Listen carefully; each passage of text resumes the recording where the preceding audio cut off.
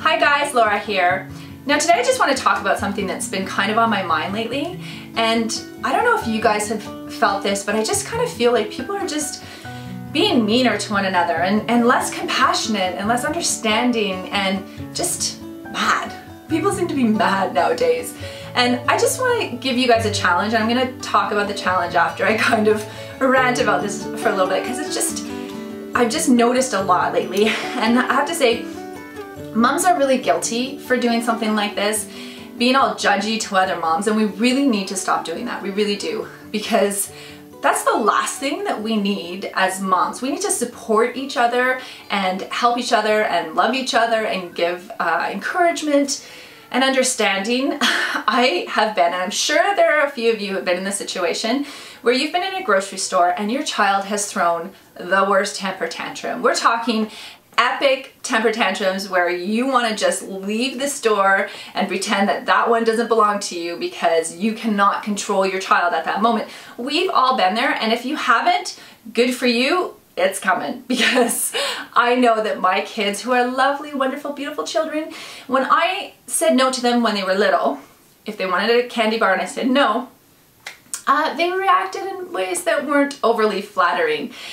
And I've been in a situation where I've gotten dirty looks from other moms. It's like, it's not my fault that I didn't give my child a candy bar just to keep him happy. He's gonna have temper tantrums and I'm gonna have to deal with it. But I don't need the embarrassment of you looking at me like I'm doing something wrong or I'm the bad parent. So we need to stop doing that. If you see a child in the grocery store throwing a wicked temper tantrum, smile to the mom. Just smile, or shake like you understand, shake your head, or just walk past her and say, we've all been there, because we have. And we just need to have that compassion and understanding. Okay, so it's just getting on my nerves. This week, I want you to try and see the best in people throughout the week. So, you know, if you hold the door open for somebody and they don't say thank you, don't get mad that they didn't say thank you. Just have a little bit of compassion. Maybe they're going through something that you don't know. Maybe they're in their own head and they sort of didn't realize that you were holding the door for them, because maybe they're got in a fight with their spouse in the morning and they're on the verge of getting a divorce, and it just slipped their mind. I remember after my mom died, like right after she died, I was a wreck. She died very suddenly. She died very young. She was only 66.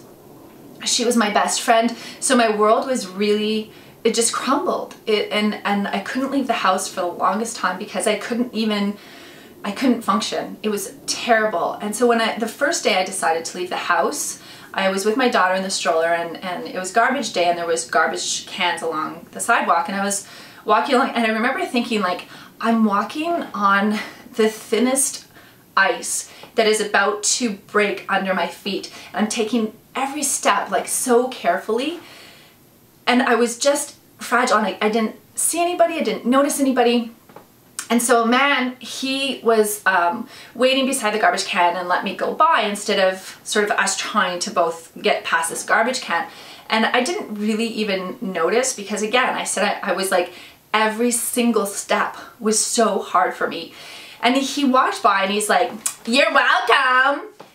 And I understand that, because I've felt that. You know, I've done something nice for somebody, I've let them in front of me in the car, I've held the door, I've let them go first. And I felt that when they don't say thank you. I felt, gee, you're such an inconsiderate person. But then after that happened to me, I realized I wasn't being inconsiderate. I'm like the nicest person. I'm so kind and polite and considerate. But at that moment, I didn't even see him. I was so fragile that him saying that to me killed me. I just broke down in tears, rushed home, and was like, I can't go out anymore. And you know, I just want us to try just this week and see how it feels, because it's unbelievable how good it feels, sort of thinking that the best in people, having compassion. Maybe they're going through something, or maybe they were just raised in a way that they don't understand compassion, and that in and of itself is kind of sad.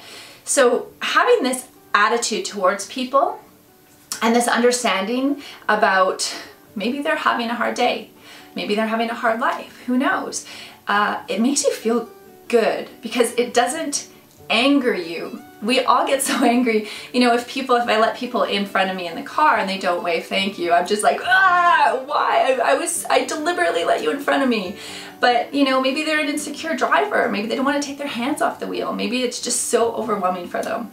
So by thinking that, trust me, you're going to feel so much lighter because you're not going to be angry at people. And, you know, having more and more compassion for one another would be nice if it just spread. It would just be nice if the world was a little bit more kind to one another.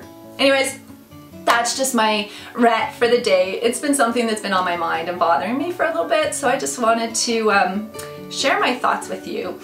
If you've had a situation like that, like me when my mom died and I was walking with my stroller, share it in the comment section, because if we all understand that, yeah, people aren't necessarily setting out to be mean to one another, it's just we all are trying to sometimes get through our day. It's just nice to hear other people's stories. So thank you guys for indulging and watching, and be sure to subscribe to my channel to be notified when I post new videos. Have a great weekend, everyone. Bye for now.